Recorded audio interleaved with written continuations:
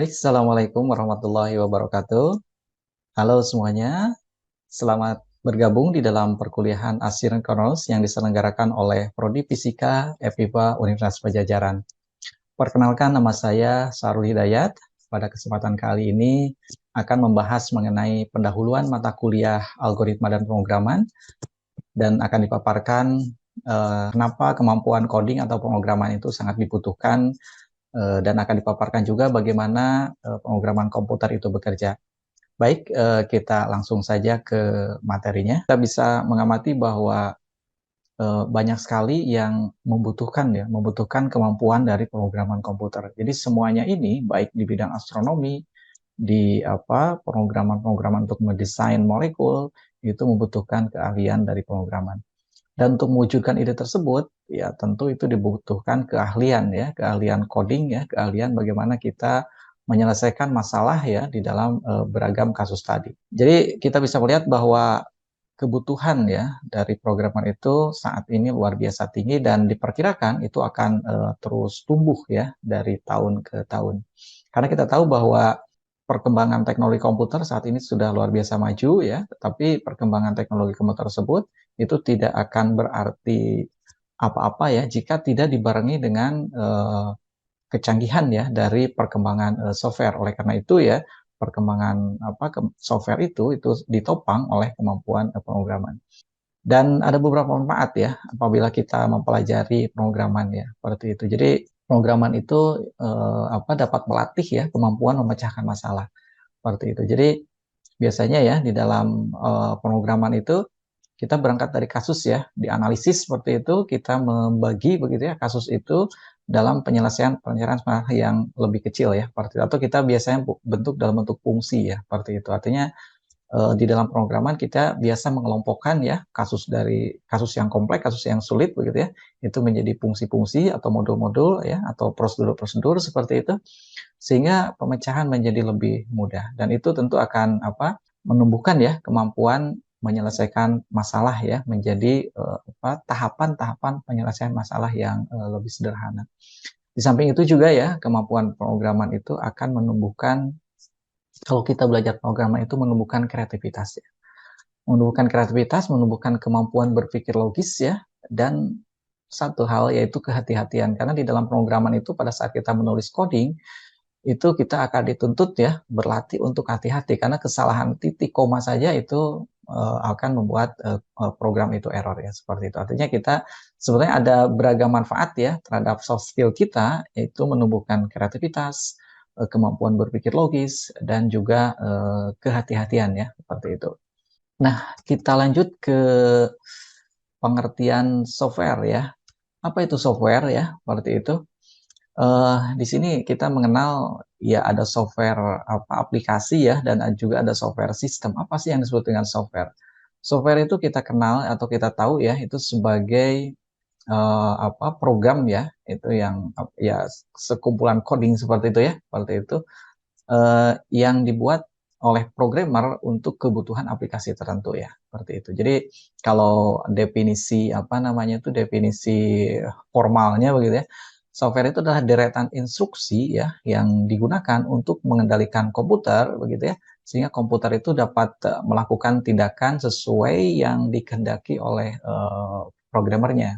Pemrograman ya itu kan dibuat dalam bahasa pemrograman tertentu, dan ini untuk mengimbangi ya pemrograman itu eh, apa atau berkembang begitu ya seiring dengan perkembangan dari kecanggihan teknologi komputer. Artinya hardware yang canggih itu menjadi tidak bermanfaat apa-apa ya jika tidak didukung oleh software yang handal. Kira-kira seperti itu.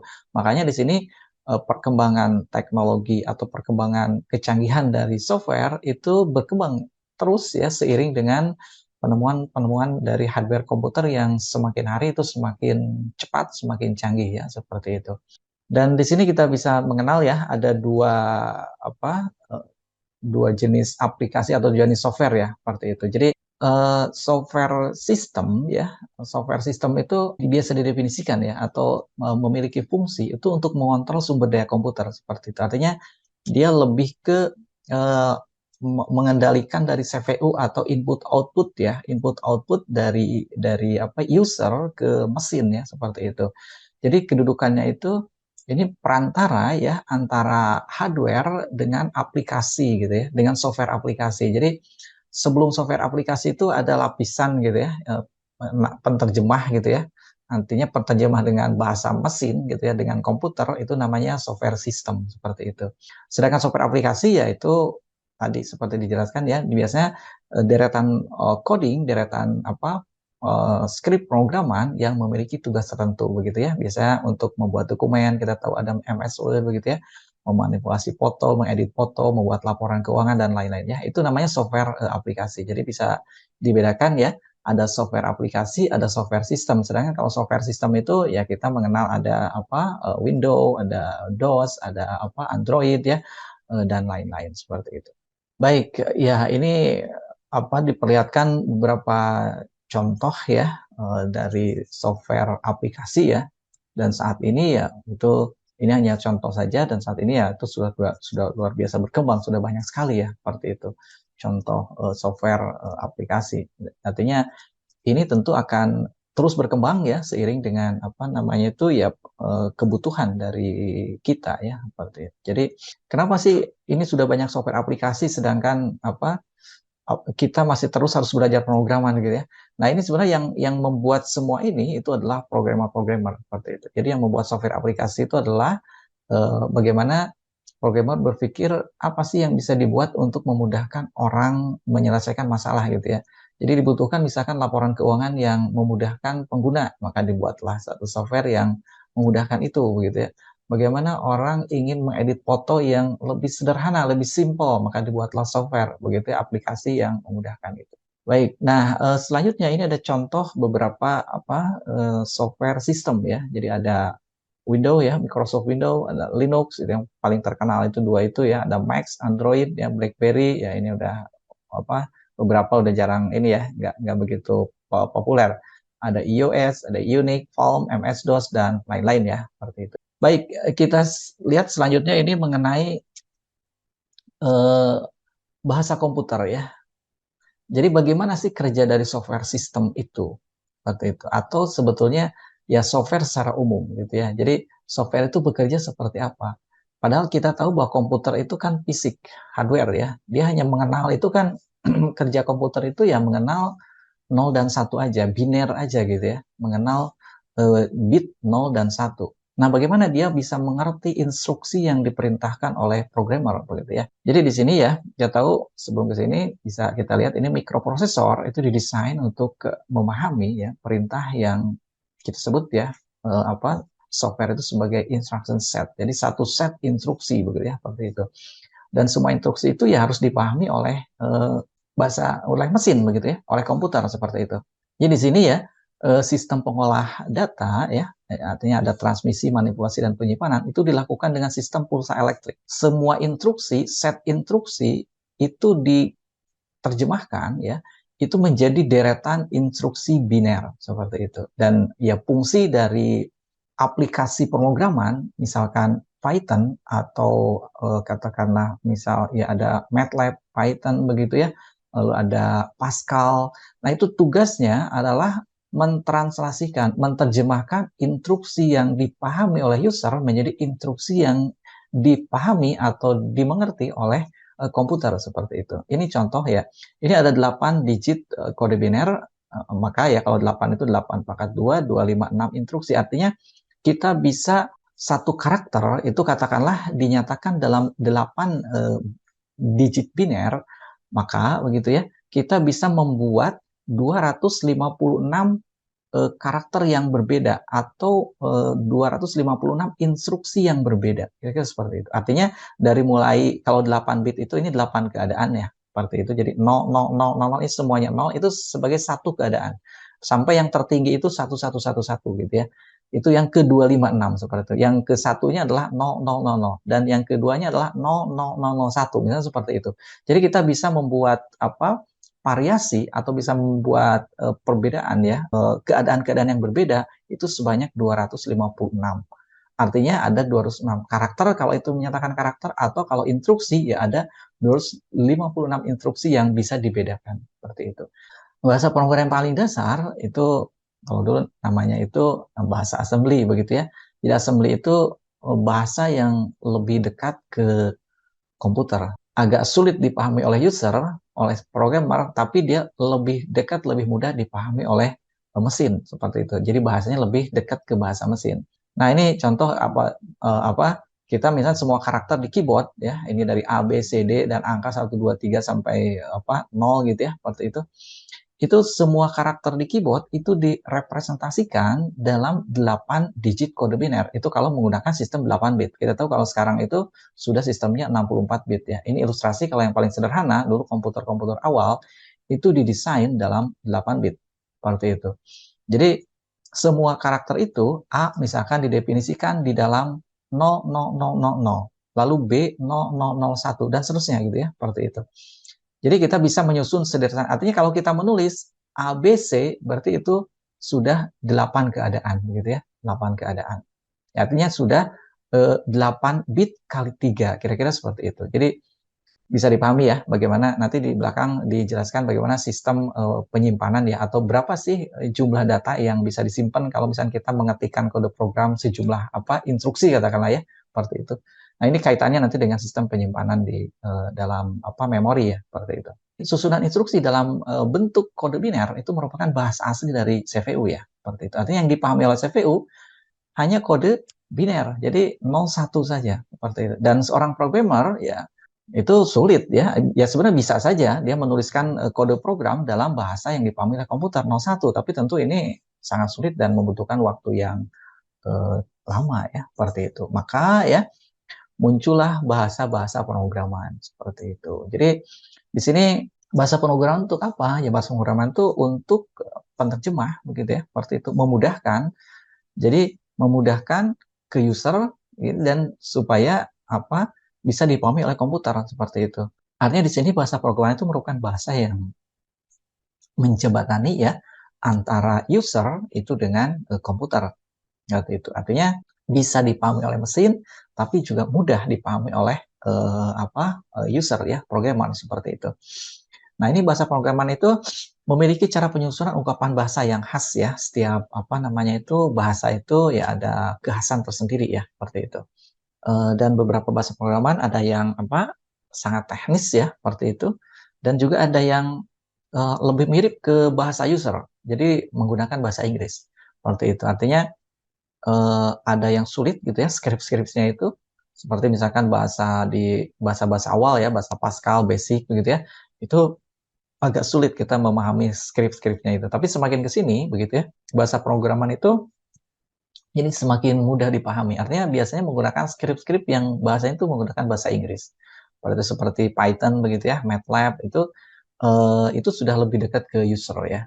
Jadi ya semakin sini sebenarnya bahasa pemrograman itu ya semakin berkembang ya, seperti itu. Ya, jadi di sini bisa kita lihat ya. Di sini bisa kita lihat bahwa bahasa pemrograman ya itu ada yang menggunakan bahasa tingkat tinggi ya, atau lebih dekat, lebih mudah dipahami oleh user ya, seperti itu. Juga ada bahasa yang lebih dekat ke bahasa mesin ya, bahasa assembly seperti itu. Kira-kira seperti itu ya. Jadi kalau bahasa yang tingkat tinggi kita mengenal ini ada Fortran, COBOL ya, Basic, Logo, Pascal, C ya, dan saat ini kita akan mempelajari bahasa Python begitu ya. Apa sih fungsi dari bahasa-bahasa pemrograman itu? Nah, bahasa pemrograman itu tadi ya, itu sebagai penterjemah atau kita menyebutnya ini sebagai compiler. Jadi ada compiler ya, ada interpreter. Apa sih perbedaan antara interpreter dengan compiler begitu ya, seperti itu. Biasanya kan kalau kita menuliskan bahasa pemrograman begitu ya, sederetan fungsi itu biasa kita namakan dengan source code ya. Dan source code itu ya sebelum dibaca source code itu bahasa yang dipahami oleh user, oleh programmer. Jadi sebelum dia diterjemahkan, dibaca oleh mesin, begitu, dipahami oleh mesin, supaya yang biasa dipahami oleh mesin, maka ia harus diterjemahkan. Ya. Nah, perterjemahannya itu ada dua tipe ya. Ada yang sifatnya itu compiler ya. Compiler itu berarti compile. dijadikan satu deretan kode biner begitu ya, seperti itu, lalu dieksekusi oleh mesin, dijalankan oleh mesin seperti itu. Biasanya kalau compiler itu ciri khasnya dia menjadi file executable file dulu. Biasanya bahasa-bahasa yang seperti itu seperti bahasa Pascal, bahasa C, Basic begitu ya. Biasanya setelah kita menuliskan source code, kita compile menjadi exe file, lalu exe file itu kita jalankan begitu ya, seperti itu.